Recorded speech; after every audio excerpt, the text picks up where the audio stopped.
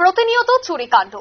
রাজ্যের বিভিন্ন জায়গায় আনাচে কানাচে প্রতিদিন সংবাদ শিরোনামে কিন্তু উঠে আসে এই চুরির ঘটনা, কিন্তু পুলিশ সে জায়গায় নিষ্ক্রিয় ভূমিকা পালন করছে।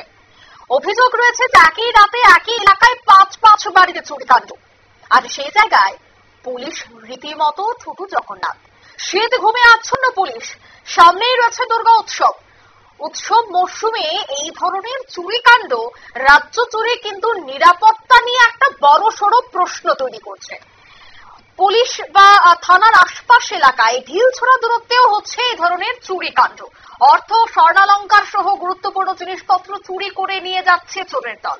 প্রযুক্তিকে ব্যবহার করে নয়া নয়া পন্থা অবলম্বন করে চোরের দল চুরি করলেও পুলিশ তার টিকির নাগালটুকু পাচ্ছে না।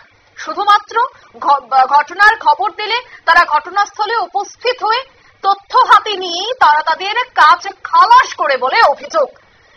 তবে এই যে চুরিকাণ্ড একই রাতে পাঁচ বাড়িতে, সে বিষয়ে কি বলছেন সংশ্লিষ্টরা, শোনাবো একবার। আমার বউ গেছে শ্বশুরবাড়ি, আমার এই অবস্থায় আজকে রাত্রে 4 বাড়ি চুরি হয়েছে এবং আমার বাড়িতে চুরি হয়েছে। আমি তো বুঝতে পারি না, আমার দোতলা সব বাড়ি আসছিল। তারপর আজকে সকালবেলা হঠাৎ করে আমার বধূ বলে দেখে যে জ্বালানো দরজা খোলা। তো তারা দেখানোর পরে তারা বলে কেউ ঘরে ঢুকছে না, এবং তারা মেম্বার টেম্বার না ওই মুড়ি টুড়ি না, তারা এক লোক সবাই ঘরে ঢুকছে। ঘরে ঢুকানোর পরে এই হাল অবস্থা। আমার আপনারা শুনলেন বাড়ির মালিকের বক্তব্য। তবে জানা গেছে মাতাবাড়ি বিধানসভা কেন্দ্রের অন্তর্গত দক্ষিণ চন্দ্রপুর এলাকায় এই 5 বাড়িতে রাতের আধারে চুরি।